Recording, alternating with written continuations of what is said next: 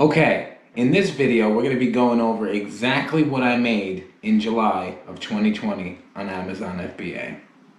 Coming up.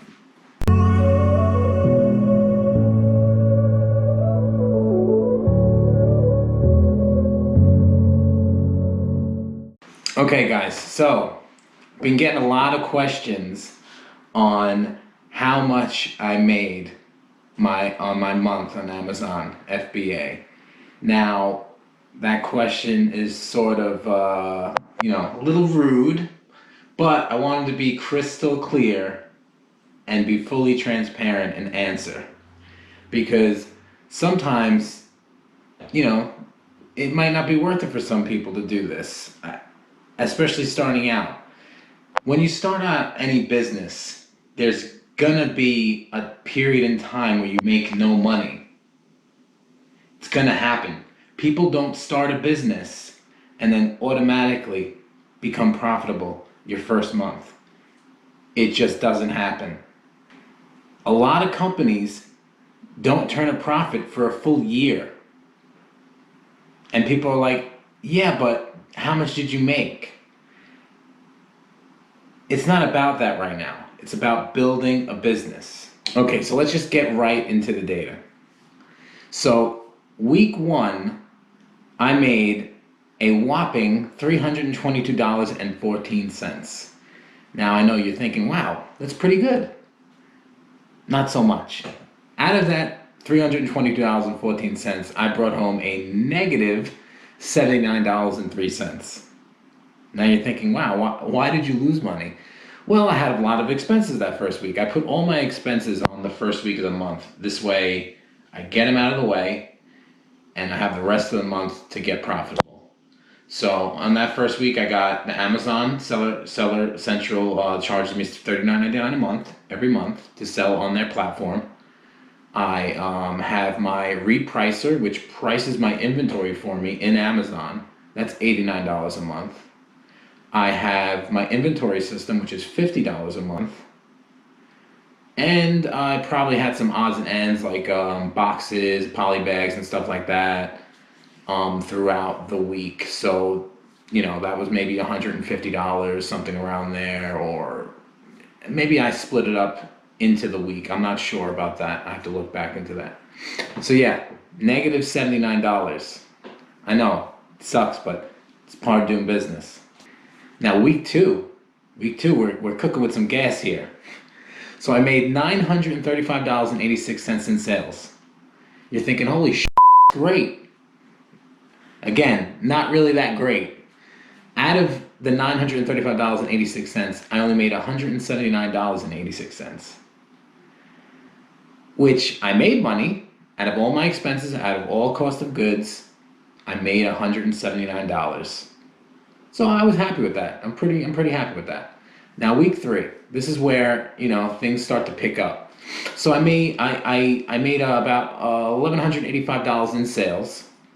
Out of that, I made, after fees, after everything, $326.51. So that's pretty good. An extra $351 a week. Now I'm not doing this full time.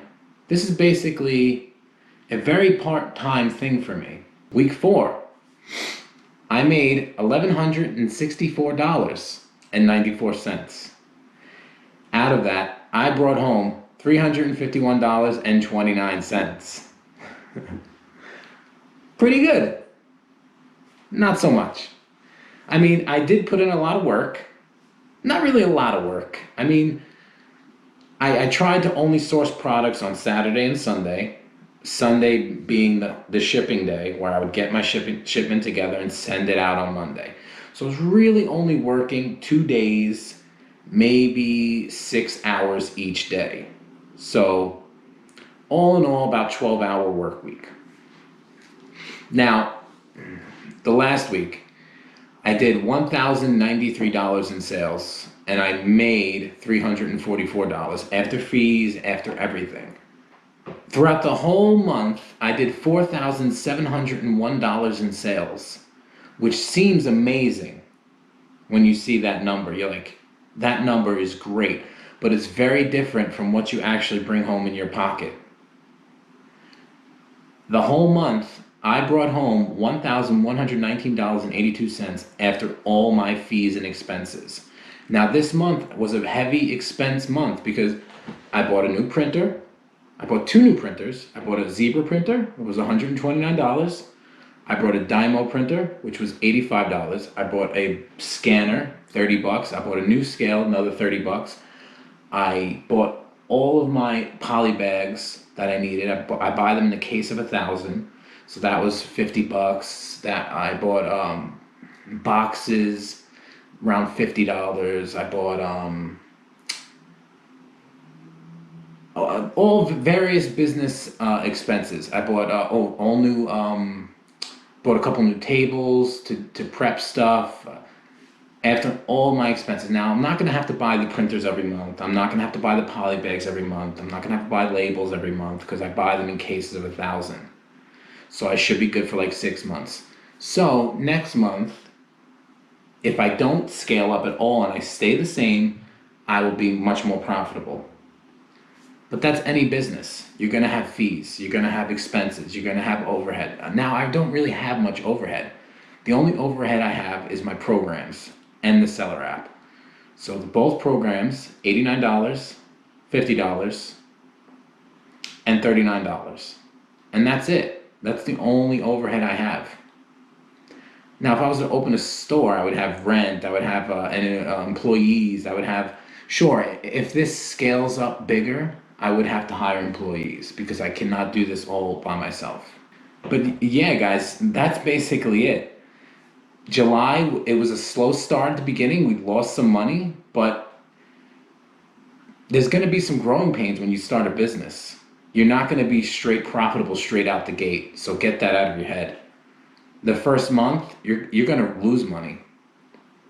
Definitely, you're going to lose money. And that's when a lot of people give up. But if you get anything out of this video, that this is my second month. My first month, I didn't really sell for a full month, but I was negative. I was negative like almost $200 or $300, and I wanted to give up. But just stick it out, stick with it, because once you get proof of concept and your business becomes profitable, this is a profitable business. So there's a lot of fees and a lot of research on finding profitable products, but they're out there, believe me. It does seem like a lot of work at first, especially when you're working full time.